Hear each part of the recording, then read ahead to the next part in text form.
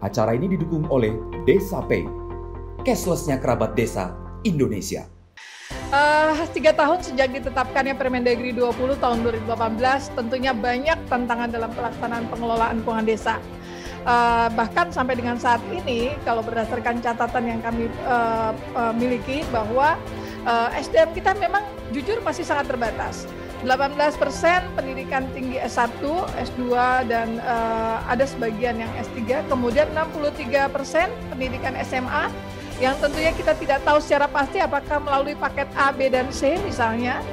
Kemudian 16% pendidikan SMP, 3% tidak bersekolah atau lulusan SD. Di samping itu, desa memiliki tingkat kesulitan geografis di tiap desanya yang cukup bervariasi, mulai dari ringan, sedang, dan berat, dan keterbatasan sarana prasarana kantor desa. Tadi sempat disinggung oleh Pak Kades Bidoro ya, Pak Kades, bahwa ternyata masih ada 10.000 lebih desa yang tak berkantor, tidak memiliki kantor desa, bahkan 8.000 lebih kondisi rusak berat, belum lagi kondisi yang akibat dari bencana. Memperhatikan bahwa jumlah desa kita 74.961 desa dengan berbagai problem dan tantangan yang ada. Memang benar bahwa Permendagri 20 tahun 2018 telah mengedepankan prinsip mudah dipelajari dan dilaksanakan. Bila memerlukan pelatihan, tentu bukan keterampilan khusus ya, dalam artian keterampilan akuntansi yang harus dikuasai secara khusus oleh pelakunya. Kemudian dapat memenuhi kebutuhan pengendalian anggaran, mudah dimengerti dan diverifikasi, serta penerapannya secara luas masih diimplementasikan di berbagai negara besar. Tadi Pak Irman sampaikan Jepang, Jerman pun masih menggunakan basis kas. Penguatan basis akuntansi Permendagri 20 tentunya menggunakan referensi utama melalui International Public Sector Accounting Standard atau IPSAS. Namun sejalan dengan waktu, saya tidak memungkiri sebagai yang mengawal Permendagri 20 2018 ini bahwa masih ada pandangan desa harus beranjak tidak hanya dari berbasis kas, tapi perlu menuju basis akuntansi akrual. Pendekatan basis akrual salah satunya yaitu sebuah teknik pencatatan akuntansi yang pencatatannya dilakukan saat terjadinya transaksi maupun kas belum diterima. Dalam kondisi ini tentu akan memiliki nilai risiko yang sangat besar bagi desa untuk diimplementasikan. Karena anggaran yang belum dapat dipastikan ketersediaannya, contoh misalnya terkait kebijakan dana desa. Tiba-tiba ada suatu kondisi penghentian penyaluran dana desa, misalnya kepala desa menjadi tersangka, atau dipotongnya dana desa 50% misalnya. Kemudian adanya kondisi desa diamanatkan untuk melakukan refocusing kegiatan dan realokasi anggaran. Nah, banyak hal-hal lain yang memang dapat kita ketahui bahwa dana yang dikelola oleh desa belum pasti adanya. Nah, Bapak Ibu sekalian, dengan desa berjumlah 74.960 desa ini, tentu kita harus siapkan. Bagaimanapun juga kita pun akan diperhadapkan dengan kesiapan desa untuk berbasis akrual.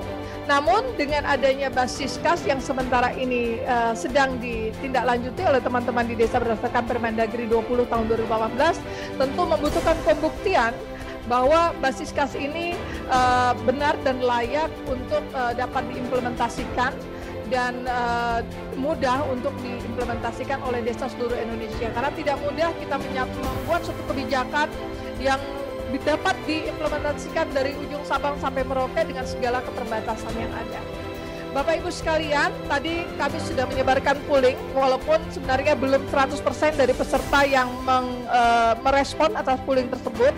Namun setidaknya kita bisa mengetahui, tolong di share screen, bagaimana sih hasil polling kita pada pertemuan hari ini. Dari berapa peserta Mas? Ya? Dari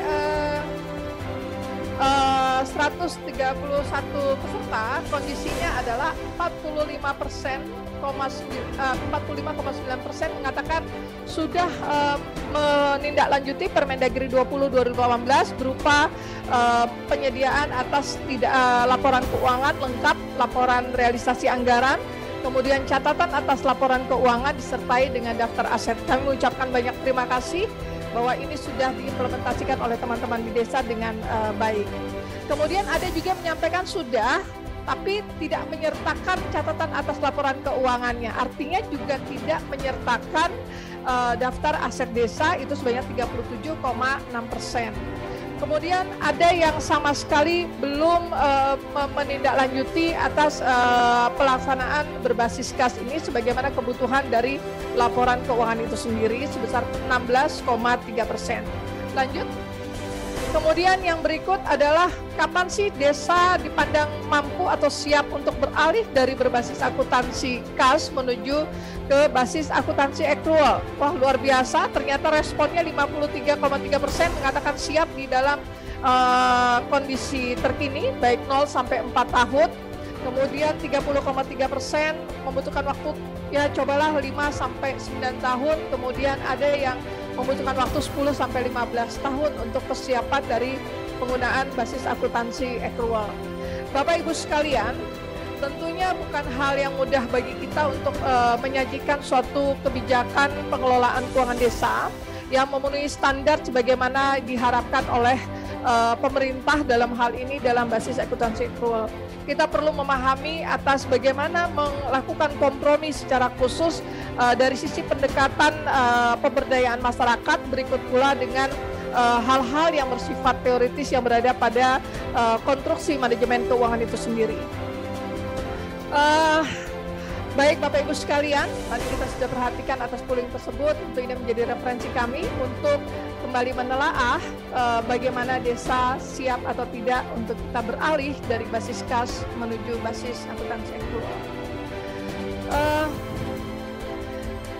Berpijak kita arungi waktu, mengawal janji yang sudah terpatri. Desa yang kian menggeliat menabuh mimpinya dan belum juga sampai. Sementara tak kuasa menahan gelisah atas sederet peristiwa yang kerap menagih kuatnya desa berdiri. Sudahkah mampu menjalani hari dengan pola yang makin kian rumit, dengan segala langkah yang masih juga berbatas? Hujanan tuntutan pun belum juga usai. Tak juakah kita sadari begitu banyak tetesan peluh dari arena yang masih bertapih? Tak sabarkah menanti waktu sampai benar desa di masa yang kuat berdiri? Melalui diskusi yang baru saja kita lewati, setidaknya kita makin memahami secara pasti apa yang dimaksud dari basis akuntansi itu sendiri, baik kas, cash toward accrual maupun berbasis accrual, dan bagaimana desa harus melalui hal itu. Dengan demikian, dengan mengucapkan hamdalah, alhamdulillahirabbil alamin, webinar untuk hari pertama kita ini kita tutup, dan kami mengucapkan banyak terima kasih kepada keenam narasumber termasuk Pak Andi yang memfasilitasi proses diskusi kita. Jangan lupa Bapak Ibu, esok hari kita punya 2 topik lagi untuk hari kedua berkaitan dengan pendekatan hukum dalam penanganan masalah keuangan desa yang berimplikasi pada tindak pidana korupsi dengan tokoh-tokoh terkemuka yang akan memfasilitasi. Kemudian yang berikut adalah terkait mengenai TPTGR bagi desa. Baik, demikian. Wabillahi taufiq wal hidayah. Wassalamualaikum warahmatullahi wabarakatuh. Sehat semua untuk kita.